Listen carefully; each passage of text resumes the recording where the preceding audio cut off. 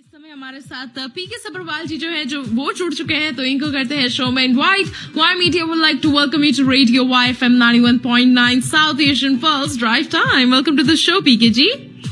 Thank you very much, Ghazal, and very good afternoon to all our listeners. Nice to be here again after 1 week. Thank you, Ghazal. जी बिल्कुल पीके जी, thank you so much हमारे साथ जुड़ने के लिए। और वही हमारे लिसनर्स जो है उनको जो कल इन्फ्लेशन रिपोर्ट आई है उसके बारे में बताएं, आपके क्या ओपिनियंस है उस पर, तो वो बिल्कुल बताएं। It was a surprise report actually. हम लोग उम्मीद कर रहे थे 5.5, 5.6 तक नीचे जाएगी। नीचे जाने की उम्मीद तो थी, लेकिन दूसरी तरफ बैंक ऑफ कनाडा जो बोल रहे थे कि उनका टारगेट है इस साल के एंड तक 3% तक इन्फ्लेशन लेकर आएंगे, तो मैं सच बताऊं अंदर से मैं सोच रहा था ये बड़ी बात कर रहे हैं, यहाँ तक ये आ नहीं पाएंगे, ये कुछ ज्यादा बड़ी बात कर रहे हैं। लेकिन वाकई उनकी बात ठीक निकलनी शुरू हुई और कल जो रिपोर्ट आई 5.2%, जो 5.9 से नीचे आई है 0.7, ये पिछले 13 महीने के अंदर जो है ना लोएस्ट लेवल में आ गई फ्रॉम जनवरी 2022 के बाद। जो ये इन्फ्लेशन है, अगर इसमें से हम फूड का इन्फ्लेशन और एनर्जी का निकाल दे तो ये 4.8 रह जाती है। जो फूड जो के अंदर ग्रोथ आई है वो अभी भी कम तो हो रही है, लेकिन अभी भी बहुत ज्यादा 10.6% की ग्रोथ आई है ईयर ओवर ईयर। मैं ये यहाँ पर कहना चाहूंगा कि ये बड़ा वेलकम साइन है। इसने सरप्राइज किया कई लोगों को, इवन इकोनॉमिस्ट भी यहाँ तक नहीं सोच रहे थे। ये एक मैं यहाँ साथ में ये भी कहना चाहूंगा कि क्योंकि ये रिपोर्ट लास्ट मंथ की है, जब ये मार्च में रिपोर्ट दे रहे हैं तो यानी कि फरवरी की दे रहे हैं, तो इसमें अभी तो कई चीजें तो अभी इन्वॉल्व ही नहीं है। जैसे अभी बैंक कुछ फेल हुए यूएस में और यूरोप वगैरह में, अभी देखना उसका असर अगले महीने की रिपोर्ट में क्या आता है वो देखने वाली बात है। और बावजूद इसके कि यूके के अंदर इन्फ्लेशन बढ़ गया, 10 पॉइंट समथिंग तक चला गया, हमारे यहाँ पर घट गया, तो ये बहुत बड़ा वेलकम साइन है, मैं तो ये कहूंगा। और ये बात ये बैंक ऑफ कनाडा ने प्रूव कर दी, मैं कहूंगा एक किस्म से, कि जो इंटरेस्ट रेट वो लोग लगातार 8 बार उन्होंने बढ़ाया था इस साल, और हर बार बढ़ा रहे थे, एग्रेसिवली चल रहे थे, उसका असर नजर आना शुरू हो गया। हालांकि 2-3 बार गिरा, 8 से ऊपर चला गया था इन्फ्लेशन हमारा आते आते, अब हर बार थोड़ा थोड़ा गिर रहा है, इस बार ज्यादा गिर गया। तो ये उन्होंने अपना पॉइंट आके टेबल पे रख दिया कि हमारा जो एक्शन था इंटरेस्ट रेट बढ़ाने का वो बेकार नहीं गया, और उसका असर जो है ये इन्फ्लेशन ने दिखा दिया। जी गजल, ये बड़ा अच्छा एक साइन है मैं तो कहूंगा, और आगे देखिए अब क्या होता है। जी बिल्कुल पीके जी। और वही हमारे लिसनर्स को बताना चाहूंगी कि अगर वो आपसे कोई भी सवाल पूछना चाहते हैं तो स्टूडियो में जरूर कॉल कर लीजिए। स्टूडियो का नंबर है 905-226-9109, 905-226-9109 है स्टूडियो का नंबर, जिस पर आप कॉल कर सकते हैं। पीके जी से जो भी आपका सवाल है वो पूछ सकते हैं। और वही पीके जी, आप मुझे ये बताएं कि ये इन्फ्लेशन रिपोर्ट जो कल आई है इसका रियल एस्टेट पर क्या असर है? बिल्कुल, मैं जो बता रहा था वो एक्चुअली टू बी ऑनेस्ट मैं real estate point of view से ही बता रहा था कि इसे वेलकम साइन। तो आपने सही पकड़ा, कहते हैं ना, सही पकड़ा मेरे को कि रियल एस्टेट में क्या असर है। रियल एस्टेट के लिए देखो, जब 8 तारीख को इंटरेस्ट रेट रोक दिया था, नहीं बढ़ाया था, तभी से हमें हालात नजर आने शुरू हो गए थे। मार्केट के अंदर बायर्स आ चुके थे और एक्टिविटी बढ़ चुकी थी और इन्वेंट्री कम हो गई थी। ग्लोबल मेल की भी रिपोर्ट आई हुई है, पढ़ लीजिएगा। इन्वेंट्री कम हो गई थी, क्यों हो गई थी? मैं आपको याद होगा, मैं पिछले 2-3 महीने से कह रहा था this is the right time to jump into the market, क्योंकि अभी तो सेलर नेगोशिएट करने के लिए तैयार है, क्योंकि उनको लग रहा पता नहीं मार्केट और ना गिर जाए। जैसे ही सेलर को पता चलेगा कि मार्केट अब रुकने वाली, इंटरेस्ट रेट रुकने वाला है और इन्फ्लेशन नीचे आ रहा है, तो सेलर भी खड़ा हो जाएगा, कहेगा मैं अभी अपना घर नहीं बेचता, या अगर बेच रहा हूं तो नेगोशिएशन करना कम कर देगा। ये मैंने आपको याद होगा, मैंने बार बार ये बात कही थी। वो टाइम अब आ गया, मार्केट की इन्वेंट्री और कम हो गई, क्योंकि सेलर भी कह रहा है जी रुक जाओ, अभी तो मैं थोक बजा के बेचूंगा, प्राइस बहुत गिर गया था 23-24% इस साल, अब मैं बढ़ने के बाद बेचूंगा। या हो सकता उनका ये नजरिया गलत भी हो, लेकिन सोच तो ये है ना उनके अंदर कि जी मैं अभी रुकूंगा। अब मल्टीपल ऑफर के अंदर सिचुएशन में जाना शुरू हो गया। अभी देखो बीमो की रिपोर्ट आई है, क्या हो रहा है, मल्टीपल ऑफर में घर जा रहे हैं। जो फेयरली प्राइस हाउसेज हैं वो मल्टीपल ऑफर्स में जा रहे हैं सारे। 35 मल्टीपल ऑफर आई है एक घर के ऊपर। क्या आप मान सकते हो? हमारे ऑफिस, न्यूज़ ऑफिस, हमारी यहाँ डील चल रही थी, 35 ऑफर्स। इवन जो आपकी पावर ऑफ सेल है उसके अंदर 3-3, 4-4 ऑफर आ रही हैं। इसका मतलब क्या हुआ? Buyers are there in the market, आ गए हैं बायर मार्केट के अंदर। अभी तो इन्फ्लेशन की रिपोर्ट तो कल ही आई है, उसका असर क्या होगा वो तो बाद में नजर आएगा। हम तो अभी इंटरेस्ट रेट की बात कर रहे हैं जो 8 तारीख को आई थी, उसका असर बता रहे थे आपको। अभी तो जब इन्फ्लेशन की रिपोर्ट है इसका असर देख लेना। इतनी ज्यादा एक्टिविटी एक दिन के अंदर आई है कि मैं आपको बता नहीं सकता। मेरे ऑफिस में वो कह रहे हैं जी कैसे अपॉइंटमेंट बनाए। अपॉइंटमेंट बनाना हमारे लिए मुश्किल हो रहा है क्योंकि मेरी कैपेसिटी 5 से ज्यादा रोज की अपॉइंटमेंट नहीं है। 8 अपॉइंटमेंट तक जा चुकी हैं रोज की। इसीलिए हम लोग अभी ओपन हाउस कर रहे हैं सैटरडे और संडे को मेरे ऑफिस के अंदर। और प्लस एक प्रोजेक्ट है उसकी भी हम डिस्कशन करेंगे, तो उसकी आगे चल के बात करेंगे उस प्रोजेक्ट के बारे में। तो ये जो है इसका असर पॉजिटिव है। और मुझे हालात में देखो, पॉवल साहब, जेरोम पॉवल साहब जो फेड के हेड हैं, फेड के जो अपना बैंकिंग के, उन्होंने उनकी लैंग्वेज बड़ी सख्त थी। उन्होंने कहा था जी वो 50 basis point, even 75 basis point तक इंटरेस्ट रेट बढ़ा सकते हैं, लेकिन उन्होंने इन्फ्लेशन को लगाम देनी है। जैसे ही सिलिकॉन वैली जो बैंक CVB वो बैठा और बाकी बैंकिंग उन्होंने 158 समथिंग बिलियन डॉलर्स के अंदर पंप इन किए, उनकी लैंग्वेज, उनकी टोन बदल गई, सॉफ्ट हो गई। अब या तो 75 बेसिस पॉइंट छोड़ दो, अब वो 25 बेसिस पॉइंट तक की बात हो रही है कि वहां पे इससे ज्यादा इंटरेस्ट रेट नहीं बढ़ेगा। अब उसका बेनिफिट कनाडा को एक तरफ से है, एक तरफ से नहीं है। अगर 75 बेसिस पॉइंट बढ़ता तो कनाडा का डॉलर, कैनेडियन डॉलर की प्राइस और कम होती तो मजबूरन हमें भी बढ़ाना पड़ जाता। लेकिन 25 बेसिस पॉइंट अगर वो इंटरेस्ट रेट और बढ़ाते हैं तो उसका शायद हमारे पास कम पड़े। और हमारा इंटरेस्ट रेट बढ़ाने की बात तो छोड़ो, हमारे यहाँ तो गिराने की बात हो रही है, इंटरेस्ट रेट कम होने की बात हो रही है by the end of this year. तो ये एक बहुत ज्यादा एक रियल एस्टेट के ऊपर इसका पॉजिटिव असर है। Not only inflation but also जो बाहर के बैंकों के ऊपर असर हुआ है इकोनॉमी का, तो उसका भी कुछ फायदा हमारे यहाँ पर होने वाला है। लेकिन ये बात मैं यहाँ पर जरूर बता दूं कि हमारे कैनेडियन बैंकिंग सेक्टर जो है बहुत स्ट्रांग है। वो डिफरेंट तरीके से वो हैंडल करते हैं, उनके पास बहुत कुशन है। 2008 और 2009 के अंदर जो प्रॉब्लम आई थी हमारे यहाँ असर नहीं हुआ था बैंकों को, क्योंकि हमारे यहाँ सिस्टम बिल्कुल डिफरेंट है, तो we don't have to worry for that. लेकिन यस, इन्फ्लेशन जो नीचे आया 5.2 तक, ये is a very good sign for real estate I would say. और मुझे लगता है कि अलग अलग रिपोर्ट्स को देखते हुए कि ये स्प्रिंग सीजन और समर सीजन बहुत ज्यादा एक्टिविटीज लेकर आएगा। और परेशानी तब आएगी जब इन्वेंटरी मार्केट में अगर नहीं होगी तो कीमतें फिर बहुत तेजी से बढ़नी शुरू हो जाएंगी। ये मेरा मानना है, आई मे बी रॉन्ग, पर जो मैं अपने जिंदगी के तजर्बे हैं उस हिसाब से चलता हूँ। बाकी तो सब ऊपर वाला जानता है आगे क्या होगा, कल को रशियन वार का क्या होता है, कल को गैस प्राइस, क्योंकि गैस प्राइस अगर बढ़ जाती है अचानक तो फिर हमारी इन्फ्लेशन में गड़बड़ हो सकती है। तो बाकी चीजें अदर थिंग्स रिमेन सेम वाली बात है। अगर उनमें कोई प्रॉब्लम आती है तो नेचुरली हमारे इधर भी इन्फ्लेशन में प्रॉब्लम आ सकती है, उसका असर रियल एस्टेट में पड़ सकता है।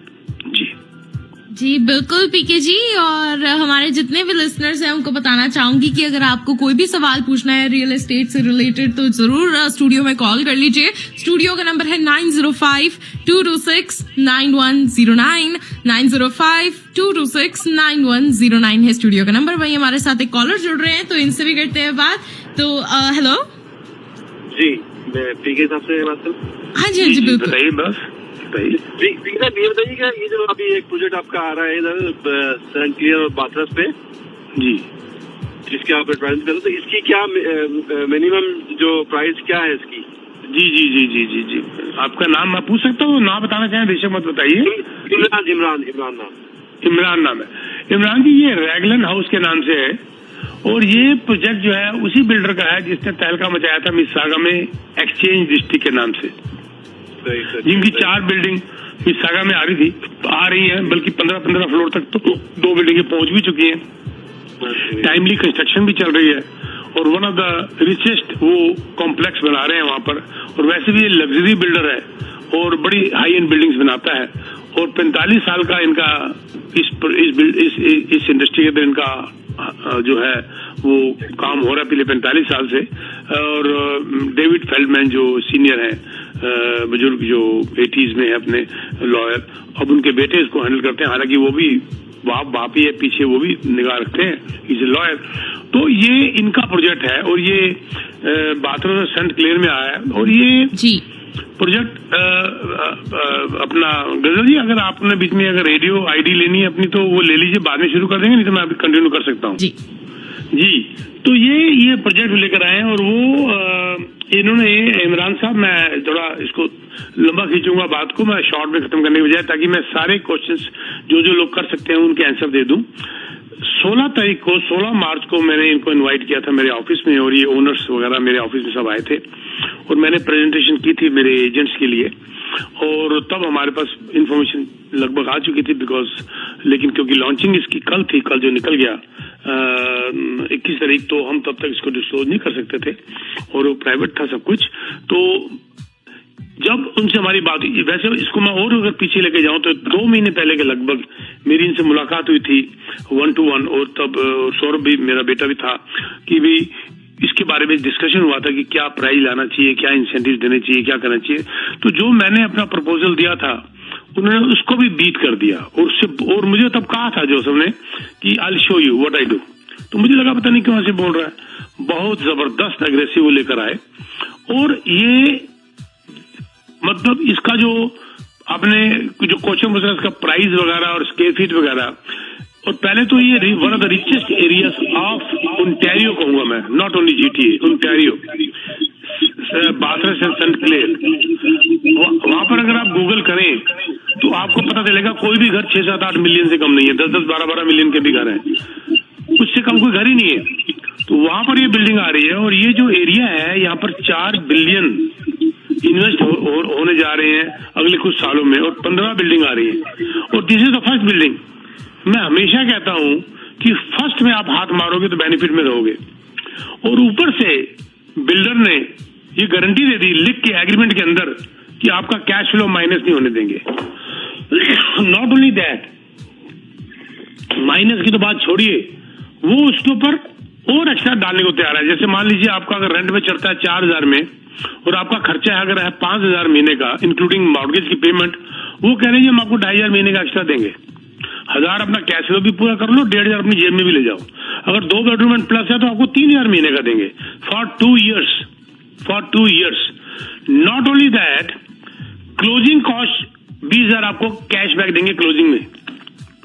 नॉट ओनली दैट, इसकी क्लोजिंग 2028 में है और 2 साल का वो आगे गारंटी ले रहे हैं आगे, और 7 साल हो गए, 7 साल तक आप बिल्कुल सेफ हो गए, माइनस का मतलब ही नहीं उठता। जब लेंडर भी देखता है कि यहाँ पर पॉजिटिव कैश फ्लो चल रहा है तो आपको लोन मिलने में भी आसानी हो जाती है। और क्या आप सोचते हैं कि 7 साल के अंदर कीमत नहीं बढ़ेगी? क्या आप सोचते हैं कि 7 साल के अंदर रेंट नहीं बढ़ेगा? 1 महीने में तो $400 रेंट बढ़ गया यहाँ पर डाउनटाउन के अंदर, और 7 साल। अब कैशबैक हो गया, आपको जो है 3,000 तक का जो है कहते हैं आपको कैश फ्लो को अगर माइनस चल रहा है तो उसके ऊपर आपको एग्रीमेंट लिख के दे रहे हैं पॉजिटिव देने के लिए। और इससे बड़ी बात, आपने पेमेंट 3 साल में करनी है बस 15%, हर 1 साल में 5%। आप आज अगर लेते हैं तो 2023 में 5%, 2024 में 5% और 2025 में 5%। नजर जी मेरी आवाज आ रही है? मेरे को बीच में था कि कहीं फोन ना कट गया हो। नहीं बिल्कुल जी आ रही आवाज। जी तो 5% आपने एवरी ईयर देना है, यानी टोटल 15। अगर आप 1 मिलियन का कोई लेते हैं, और मैं सजेस्ट करता हूँ कि इससे कम मत लेना, क्योंकि वो एरिया मिलियंस ऑफ डॉलर्स के घरों वाला है। छोटे से बड़ा भी अगर नहीं लेना चाहते 1.5 मिलियन वाले, तो एटलीस्ट मिलियन में जाना, तभी मजा आएगा। रेंट ज्यादा जल्दी चढ़ने की उम्मीद है। हम लोग कहते हैं ना महंगा कम चलता, वहां ज्यादा चढ़ेगा क्योंकि वो एरिया रिच है। तो अगर मिलियन का भी लेते हैं मान के चले, तो आपने सिर्फ $1.5 लाख देने हैं 2025 तक। 23 में 50,000, 24 में 50,000 और 25 में 50,000। उसका सो जाओ 28 तक, और 28 में जब आपको चाबी मिलेगी तो नेचुरली बाकी के 5% देने हैं आपने, और उसके बाद बिल्डर्स बाकी गारंटी ले रहा है। मुझे बताइए आप, पेमेंट स्ट्रक्चर, एरिया पर स्क्वायर फीट, हाईएस्ट एरिया वाला, हाईएस्ट पर स्क्वायर फीट प्राइस वाला वो एरिया है। रेंट की बात कर रहा हूं मैं। आप बताइए, जिसके पेरेंट्स 10 मिलियन के घर में रहते हो, वो अपने बेटे को कोई 1000 वाला तो रेंट लेके नहीं देगा, 2000 वाला रेंट लेके नहीं देगा, वो नेचुरली अपने स्टैंडर्ड के हिसाब से ही लेके देगा या खरीदेगा। हुज हु अगर मेरे साथ अगर कोई चले तो मैं दिखा दूं कौन सा घर किसका है वहां पर। हुज हु आपकी मुलाकात उन लोगों से होगी जिनके साथ फोटो खिंचाने के लिए आप तरसते हैं, उनसे होगी उन लोगों से मुलाकात। ऐसे एरिया में रहेंगे, एलिवेटर में जाते हुए वो भी मिल सकते हैं आपको, जो कि जिनको लिए आप कई बार होते हैं जो इनके दर्शन हो जाए वो लोग। This is what it is. इसीलिए मैं बड़ा एक्साइटेड। सबसे पहले तो मैंने अपने लिए एक यूनिट यहाँ पर लिया, और यहाँ पर जो है अगर आप स्मॉलेस्ट यूनिट की बात करें तो 454 स्क्वायर फीट का है। ये बातें हो रही है विदाउट बालकोनी। इसका नाम है छोटे वाले का शायद बैकटन के नाम से है शायद ये पोडियम में, और इससे बिल्कुल साथ जाता हुआ अब जैसे रील चल पड़ी तो सारे नाम याद आने शुरू हो गए। ग्रिंजर नेक्स्ट है 1 बेडरूम 456 478 ऐसा कुछ है। फिर एबी है, मूरगेट है, छोटे छोटे। अगर मीडियोकर में जाए तो मेरा बड़ा फेवरेट यूनिट है 1 बेडरूम एंड 10 नॉर्थ फील्ड मेरा फेवरेट है। और जो सबसे सस्ता है पूरी बिल्डिंग के अंदर 1465 पर स्क्वायर फीट ये पड़ रहा है डिस्काउंट्स के बाद। और दूसरा मेरा फेवरेट जो है एक बड़ा यूनिट है पेलहम 2 बेडरूम का, जो 1500 से नीचे पड़ रहा है पर square feet. You can never go wrong, you can never ever go wrong. Next decade तक इस बिल्डर ने गारंटी ले ली कि भी मैं आपका कैश फ्लो नेगेटिव नहीं होने दूंगा। Next decade, how can you go wrong? जी इमरान साहब। नहीं सही, तो मतलब 1 मिलियन बात को नहीं कोई बात नहीं, 1 मिलियन तक का है नहीं 1 मिलियन तक जाना चाहिए। स्टार्ट होता है आपका प्राइस 829,900 से, और सबसे बड़ा जो है 1,509,000 का है। और डिस्काउंट स्कूल लगाने के बाद ये बड़े सस्ते पड़ जाते हैं। जैसे मान लीजिए अब मैं सबसे छोटे की बात करता हूँ, डक्टन की, उस पर आपको 20,000 कैशबैक मिल रहा है, और 60,000 बिल्डर से 2 साल के अंदर $2,500 महीने के हिसाब से 2 साल में 60,000 80,000 को बिल्डर वापस कर रहा है। तो यानी कि 829,000 वाला आपको पड़ गया -80 करो कितना था 12/4 के 4 749,000 कब पड़ रहा है, वो भी ऐसे एरिया में हाई एंड एरिया के अंदर। हाई एरिया तो बहुत ज्यादा हाई एंड है, वो मैं जो है वहाँ पर जाता रहा हूँ तो मुझे अंदाजा। ठीक है मैं फिर आप तो आप मैं आपको नंबर देता हूँ, नोट कर लीजिए। आप हमें इसी फोन पे रजिस्टर कर दीजिए। अगर आपने सैटरडे संडे को आना है तो क्योंकि नीचे हमारा जो आदमी है जो आएगा हमारी असिस्टेंट, वो मेन डोर बंद होता है सैटरडे संडे को, तो वो खोलने के लिए कोई वहाँ पर चाहिए तो रजिस्टर करके आइएगा। मैं नंबर दे देता हूँ या वेबसाइट में या मेरे नंबर पे। अगर आप सैटरडे संडे नहीं मिल सकते तो किसी दिन भी आज के बाद मिल सकते हैं विद अपॉइंटमेंट, वो भी रजिस्टर करना पड़ता है। 647-299 मेरे पास नंबर है। जी मैं बाकियों को भी बता रहा हूँ 647-299-4757। I repeat 647-299-4757। नॉट ओनली आपके आने के बाद हम ये प्रोजेक्ट डिस्कस करेंगे, अगर आपका यहाँ पर नई रुझान बनता तो और भी प्रोजेक्ट्स बहुत हमारे पास एक से एक अच्छे, हम वो भी आपसे डिस्कस कर सकते हैं। नॉट ओनली अपार्टमेंट्स बल्कि घर भी। जी थैंक यू। जी हमारे कोई और अगर लिसनर्स जो हैं वो कॉल करना चाहते हैं, पीके जी से सवाल पूछना चाहते हैं तो जरूर स्टूडियो में कॉल कर लीजिए। स्टूडियो का नंबर है 905-226-9109 905-226-9109 है स्टूडियो का नंबर, जिस पर आप जरूर कॉल कीजिए। वहीं पीके जी मेरे पास आपके लिए एक और सवाल है। हमारे लिसनर्स को जरूर बताएं कि जैसे आजकल रेंट्स जो है उसमें काफी ज्यादा इंक्रीज आ रहा है, तो उसके बारे में आपका क्या कहना है? बिल्कुल शॉर्टेज है, सीधी सी बात है। ये चीज सीधा बता रही है कि शॉर्टेज ऑफ इन्वेंटरी। मार्केट में घर नहीं है, घर नहीं है तो नेचुरली डिमांड एंड सप्लाई से रेंट बढ़ रहा है। देखो मैं अभी इन भाई साहब से इमरान से जो बात कर रहा था, $400 एक साल के अंदर डाउनटाउन के अंदर रेंट बढ़ जाना 1 बेडरूम का, कोई मजाक है? आदमी कहाँ जाए? घर खरीद नहीं पा रहा और दूसरी तरफ से रेंट पे ले नहीं पा रहा। हम लोग कई बार हैरान होते हैं कि जी ये इतना रेंट कैसे हो सकता है। हमने 7-7, 8-8 हजार, 9-9 हजार, 10-10 हजार महीने के रेंट देखे, इससे भी महंगे देखे हमने। रेंट जो है ये इस वक्त जैसे हमारा एरिया ज्यादातर ब्रैम्पटन पील रीजन का, जैसे यहाँ का एरिया की बात करूं, आपको हैरानगी होगी कि अगर जीटीए की मैं अगर 10 सीरीज की बात करूं तो ब्रैम्पटन इसका सबसे कम रेंट है। 1 बेडरूम का एवरेज ब्रैम्पटन में आ रही है 1786, जबकि उसके फर्स्ट कंपेटिटर मिसिसागा के अंदर आ रही है एवरेज 2256, लगभग $450 $500 एक्स्ट्रा जा रहा है मिसिसागा में। और अगर डाउनटाउन देखें तो डाउनटाउन जो 2000 कुछ डॉलर था, 2005 या 3 था शायद, एक साल पहले, वो बढ़ के $2408 हो गया। $400 रेंट बढ़ गया डाउनटाउन के अंदर। वुहान के अंदर इस वक्त भी एवरेज 2000 समथिंग की चल रही है, 37 है मेरे ख्याल से। तो रेंट जो है ये इतना महंगा जबरदस्त हो गया और ये कोई रोक नहीं सकता। यही बात मैं इमरान साहब से बात करते हुए कह रहा था कि आप सोचिए 7 साल के बाद भी रेंट नहीं बढ़ेगा क्या? यहाँ तो एक साल में 400 बढ़ गया, क्या 7 साल के बाद भी प्राइस नहीं बढ़ेगा? That is the reason I am the first person to book 1 unit for me. मैंने सबसे पहले अपनी वर्कशीट भेजी, भी मुझे 1 यूनिट चाहिए क्योंकि एक तो उसकी क्लोजिंग 2028 में एंड यूर सेफ टिल 2030। ये रेंट जो है ये भी दर्शाता है कि shortage of inventory in the market. और ये शॉर्टेज कब दूर होगी? मुझे तो बहुत जल्दी दूर होती नजर नहीं आ रही। उसके लिए तो घर बनाने पड़ेंगे, घर लाने पड़ेंगे। या देखो 1.45 मिलियन मोर बायर्स हो जाएंगे, buyers will be there by the year 2025। 23 तो हो चुका है, 25 तक 1.45 मिलियन बायर्स होंगे कनाडा के अंदर। और मेजॉरिटी वो लोग कहाँ हैं? या वो लोग BC में या वो लोग ओंटारियो में।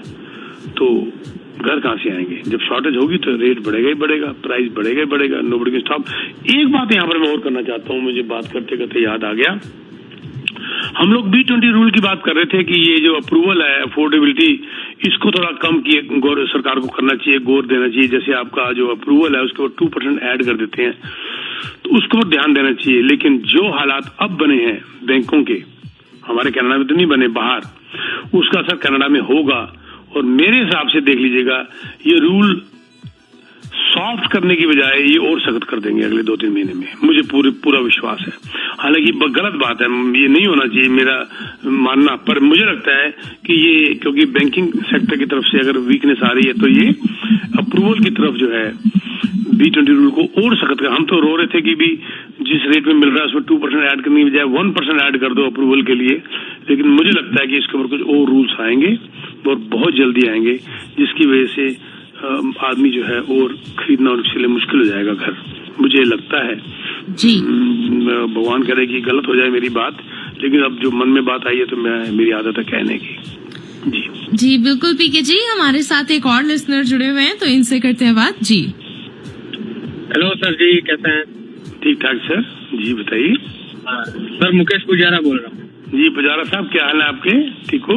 बस बढ़िया हूँ सर, आप कैसे हैं?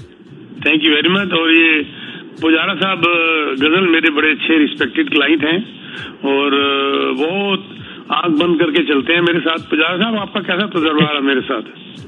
बहुत बढ़िया है सर। जी thank you very much Pujara साहब, एंड थैंक्स फॉर कॉलिंग। जी बताइए। अभी सर ये रेंट की बात चल रही थी तो मेरा उसका एक सवाल था। अभी मेरा ओशावा में टाउन हाउस है जी, वो 1 मई को मेरा वो लीज खत्म हो रहा है और दूसरा वो टेनेंट भी वैसा जा ही रहा है from US when I was going back.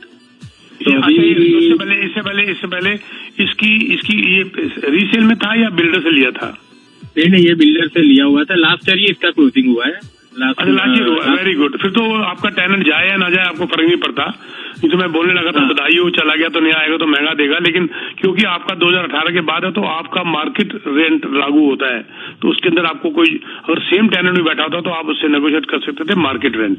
जी बताइए आगे। सर वो है ना, वो यूनिवर्सिटी के बिल्कुल सामने है, ये 4 बेडरूम टाउन हाउस है जी। तो अभी मुझे आइडिया नहीं हो रहा कि कितना रेंट में नए टेनेंट के लिए कितना रेंट मुझे बोलना चाहिए, मुझे आइडिया नहीं हो रहा। अच्छा, पहले आपका सिंगल टेनेंट था? मतलब लीज मेरी, हाँ वो सिंगल, वो 4 फ्रेंड्स का ग्रुप था, वो चारों साथ में स्टडी कर रहे थे। और अभी 4 आपने लीज बना रखी थी ना सारी 4 के साथ? हाँ, एक सिंगल लीज थी। और उसमें बेसमेंट नहीं होगा मेरे को लगता है आपका, है ना? नहीं, बेसमेंट नहीं है, 3 स्टोरी है सर। हाँ 3 स्टोरी है, वही मैं समझ गया। जब आपने 3 स्टोरी कहा तो उसमें बेसमेंट ज्यादातर नहीं होता। कितने रेंट पे दिया हुआ था आपने? ये 3200 था अभी तो। हाँ 32 का दिया ना।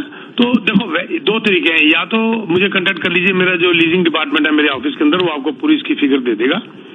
आपकी हेल्प कर देगा, आपको बता देगा और आप उसको बिल्कुल खजीजी में इधर उधर डाल के खुद ही किराए पे चढ़ा दीजिए। क्यों किसी रियल्टर को आप देते हो? हाँ सर, ये भी मैंने खुद ही पहली बार भी खुद ही करा दिया था, आराम से चढ़ गए। हाँ चढ़ गया था, लेकिन आप उसके अंदर क्लॉजेज अगर आपने समझनी हो तो उसके लिए भी हम आपकी फ्री सर्विस कर देंगे, क्योंकि आप हमारे क्लाइंट हैं। तो उसमें कैसी क्लॉजेज डलनी है, पिछले एग्रीमेंट में मुझे नहीं पता क्या डाला आपने क्लॉजेज, क्या कंडीशंस वगैरह डाली है, तो उसके लिए हमारा डिपार्टमेंट आपकी मदद कर देगा फ्री ऑफ कॉस्ट। नो, मैंने वो लास्ट अपना मेरा एक ब्रैम्पटन में था, उसमें जो आपने क्लॉजेज चलवाई थी मैंने वो सारी कॉपी पेस्ट ही कर दी। वेरी गुड, देखो मजा आ गया ना। तो बस फिर तो जरूरत ही नहीं है, बस वो क्लॉजेज डाल दीजिए। तो आपने डाली थी वही वाली जो हमने आपको पहले दी थी आपके पहले वाले में, तो बिल्कुल ठीक हो गया। तो अब जो है अगर आपको रेंट का अगर देखना है कितना होना चाहिए, वहाँ जो आपने बताया मेरे हिसाब से उसका रेंट जो है ना इस वक्त लगभग 3500 तो जरूर होना चाहिए मिनिमम। मैं वो 4 बंदे थे, वो 4 जो फ्रेंड्स थे उसमें मैं एक बंदे के साथ डील करता था। वो क्या करता था, बाकी के तीनों के पास से एक रूम का 1000 ले लेता था, वो खुद 200 ही पे करता था। हाँ बस वो करें जो भी करें, और इसी किस्म के टेनर्स आपको किराया ज्यादा दे देते हैं। अगर फैमिली मंगाओगे तो भी मुझे को लगता है कि ये रेंट 35 होना चाहिए इस वक्त किसी हाल में। अगर इंडिविजुअल इस किस्म का ग्रुप लाओगे तो हो सकता है $100-200 से ज्यादा ही हो जाए। ठीक है ना? Okay sir, okay, thank you बजारा साहब, thank you very much. Okay sir, मिलते हैं, बहुत टाइम से मिला नहीं हुआ, आराम से मिलते हैं। आइए जब मर्जी आइए। Okay sir. जी बिल्कुल पीके जी, और हमारे जितने भी लिसनर्स हैं उनको बताना चाहूंगी कि अगर आप अपने कोई सवाल पूछना चाहते हैं रियल एस्टेट से रिलेटेड या फिर रेंट से रिलेटेड कोई सवाल पूछना चाहते हैं पीके जी से, तो जरूर स्टूडियो में कॉल कर लीजिए। नंबर है 905-226-9109 905-226-9109 है स्टूडियो का नंबर जिस पर आप कर सकते हैं कॉल। एंड वही हमारे को पीके जी हमारे जितने भी लिसनर्स हैं उनको जरूर बताएं अपने ओपन हाउस के बारे में जो सैटरडे संडे को हो रहा है। जी हम ओपन हाउस एक्चुअली रैगन हाउस जो हमारा ये जिस प्रोजेक्ट की बात कर रहा हूँ उसके लिए हम ओपन हाउस कर रहे हैं सैटरडे संडे को, लेकिन हमारे पास और भी प्रोजेक्ट हैं जो शोकेस करेंगे, क्योंकि सबको ये बात हो सकता है प्रोजेक्ट के अलावा उनकी जरूरत किसी और किस्म की हो, तो हमारे पास low rise town home, semi attach, detach और अलग किस्म के और अपार्टमेंट्स भी सस्ते भी डिफरेंट एरिया में, हैमिल्टन हो गया, अलग अलग नायग्रा फॉल हो गया, अलग अलग जगह के हमारे पास बेरी वगैरह हो गया, कि सब प्रोजेक्ट में शोकेस करेंगे। तो उसके लिए आप हमें टेक्स्ट मैसेज डाल दिए इसी नंबर के ऊपर जो मैं नंबर अभी दूंगा, और अगर आप सैटरडे संडे नहीं आ सकते तो आप मुझे जरूर टेक्स्ट मैसेज दोगे, किसी भी दिन आप हमारे से अपॉइंटमेंट बना सकते हैं, हम आपको मिल लेंगे। अब अगर आपको इस रैगलन हाउस की डिटेल चाहिए तो मुझे टेक्स्ट मैसेज डाल के अपना नाम और ईमेल जरूर दीजिएगा। कि अगर मुझे सिर्फ इतना मैसेज आया था गजल कि मुझे डिटेल भेज दो, अरे भाई कहाँ भेज दूं, कुछ तो है ही नहीं मेरे पास, भेजूं कहाँ से? तो उसमें आप लिखिए कि इस ईमेल में मुझको डिटेल भेज दीजिए और अपना नाम जरूर लिखिएगा। बिना नाम के हम आगे नहीं चलते, हमें नाम जरूर चाहिए। हाँ ये हमारा वायदा है कि हम आपको बॉदर नहीं करते, हम आपको कांटेक्ट नहीं करते उसके बाद, don't worry at all, unless आप हमें कहें कि हमें कांटेक्ट कर लीजिए, हम आपको कांटेक्ट नहीं करते। और आपको अगर पसंद है तो आप हमें कांटेक्ट कर सकते हैं। Raglan house open house this Saturday and Sunday at Newson office Mississauga, और मेरा नंबर है 647-299-4757। I repeat 647-299-4757। यहाँ पर मुझे टेक्स्ट मैसेज डाल दीजिएगा। एक बात और बता दूं, बहुत से रियल्टर्स हमें कांटेक्ट करते हैं कि उनको यूनिट चाहिए, क्योंकि वो उनका फर्स्ट एक्सेस नहीं होता इसके अंदर। जैसे मेरे पास गारंटीड यूनिट्स हैं, तो कईयों के पास वर्कशीट के बेसिस पे होता है, नहीं होता, तो वो भी मुझे कांटेक्ट कर सकते हैं। हम कोऑपरेट कर रहे हैं एजेंट्स के साथ, तो मैं उनको नंबर फिर दे दूं 647-299-4757। थैंक यू वेरी मच गजल, और अगले हफ्ते फिर मुलाकात होगी नेक्स्ट वेडनेसडे। जी पीके जी, और जाने से पहले हमारे जितने लिसनर्स हैं उनको अपनी टिप्स तो देते जाए। बिल्कुल टिप्स? जी अपनी रियल एस्टेट टिप्स तो है वो तो बिल्कुल देते जाए। रियल एस्टेट टिप्स से ज्यादा जरूरी है, मैं तो कहता हूँ जिंदगी की टिप। मैं यहाँ पर एक बात जरूर कहना चाहूंगा, क्योंकि अफोर्डेबिलिटी खराब होती जा रही है, तो मैं बात ये करना चाहूंगा लिविंग और लाइफ के बारे में। देखो पैसा जो है ना, ये तब तक ही बहुत अच्छा लगता है जब तक नहीं होता। इज इट राइट और रॉन्ग? जी बिल्कुल राइट। बहुत अच्छा लगता है, और अगर पैसा वाकई में बहुत अच्छा होता तो ये रईस सुसाइड करना बंद कर देते। गरीबों में सुसाइड की रेशियो बहुत कम है, जबकि अमीरों में बहुत ज्यादा है। सिंपल सी मेरी एक कहावत है, पैसा आपकी लिविंग बेहतर बना सकता है, बट नॉट नेसेसरीली आपकी लाइफ बेहतर बना सके। कोशिश लाइफ बेहतर बनाने की करिए, लिविंग अपने आप बेहतर हो जाएगी। एक कमरा, मुझे याद है, मैं फिर 5-7 मिनट ले लूंगा, आप गजल आपने मेरे को वोट दिया तो मेरे को अचानक कुछ याद आ गया। जी बिल्कुल बिल्कुल। मुझे याद है, बहुत पुरानी बात है, बहुत पुरानी, 40-45 साल पुरानी बात है। मेरा फार्म हाउस होता था दिल्ली में, और उस फार्म हाउस के अंदर सर्वेंट क्वार्टर्स थे। 8-9 सर्वेंट्स थे जो फार्म हाउस का ध्यान रखते थे। उनकी वाइफ, उनके स्पाउस और उनके बच्चों को मिला के लगभग 25-30 होते थे। ये लोग यूपी बिहार वगैरह साइड से थे। और एक हमारा पंडित जी थे, वो, उनको पंडित जी कहते थे, वो गढ़वाल से थे, और पंडित जी तिलक लगाते थे, और मेरे पूरे फार्म हाउस की चाबी उनकी जेब में रहती थी। बल्कि आपको हैरानगी होगी, जब मैंने उस फार्म हाउस की जब इनॉग्रेशन की थी तो रिबन मैंने उस पंडित जी से कटवाया था, किसी मेंबर ऑफ पार्लियामेंट या किसी मिनिस्टर से नहीं कटवाया था। आए हुए थे पर मैंने रिबन अपने पंडित जी से कटवाया था। समझिए मेरी बात, कितनी इंपॉर्टेंट बात बता रहा हूं मैं आपको। ये होता है रिश्ता। अब कई बार मैं अपने फार्म हाउस में बैठा होता था तो बाहर से गाने बजाने की आवाजें आती थी, और वो लोग बाहर ढोलकी और बाजे में बड़े जबरदस्त गाने गाते थे। बड़ा ही मजा आता था।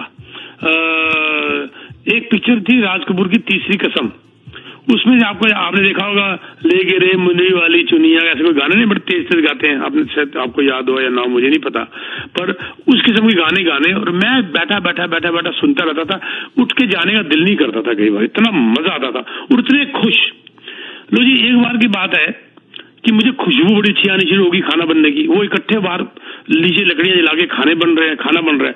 उनके क्वार्टर्स के आगे मैंने उनको जगह दे रखी थी, आप सब्जी वगैरह लगा लो, जो करना कर लो। गाय रखी हुई थी, मुर्गियां थोड़ी सी रखी हुई थी, तो वो एंजॉय करते थे सारे। अब क्या हुआ, जब खुशबू आई तो मेरे से रहा नहीं गया, मैं फूडी हूँ, मेरे से रुका नहीं गया। मैंने पंडित जी को बुलाया, मैं कहा पंडित जी खुशबू आ रही है। हाँ साहब, आज हम लोग मिलके बड़ा खाना कर रहे हैं। मैं कहा बना क्या रहे हो? कहता जी दाल बना रहे हैं, दाल चावल, और साथ में मच्छी फ्राई, वो ना उनकी भाषा, फ्राई कर रहे हैं, मतलब फ्राई कर रहे हैं। मैं कहा यार मैं खाऊंगा। तो जी मैंने खाया, इतना मजा आया उस खाने के अंदर, सरसों के तेल में फिश फ्राई और दाल चावल।